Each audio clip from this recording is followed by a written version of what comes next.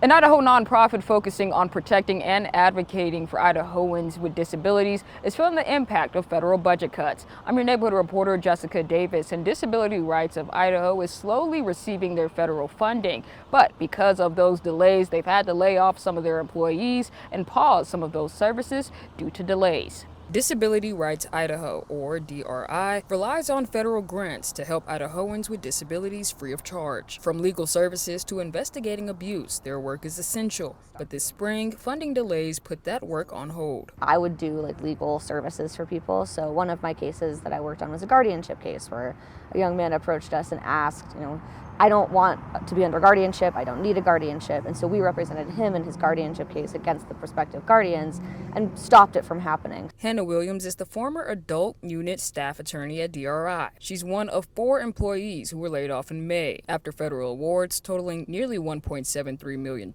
were delayed. I would do legal services for people. So one of my cases that I worked on was a guardianship case where a young man approached us and asked, I don't want to be under guardianship, I don't need a guardianship. And so we represented him in his guardianship case against the prospective guardians and stopped it from happening. In addition to letting some staff go, DRI also had to say no to cases they would normally handle. One of the harder parts about even before I left was turning more people away and having to say, normally we would take this case, but right now we haven't gotten this grant, so we can't help with anything like that. As of 1 day ago, DRI says they received their full funding for the year and services are back. But half of that funding has already been used. Now we're accepting all cases that come through the door. We are back up doing our monitoring. Executive Director Amy Cunningham is still uncertain about the future. She says a leaked memo from Health and Human Services in April shows funding cuts for 2026 could affect a couple of their grants. After 4 employees were laid off and 2 people left on their own,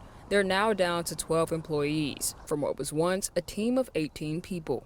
And we're worried about who is going to be the extra eyes and the ears in facilities where children are located. And I will say that, unfortunately, we still find abuse and neglect.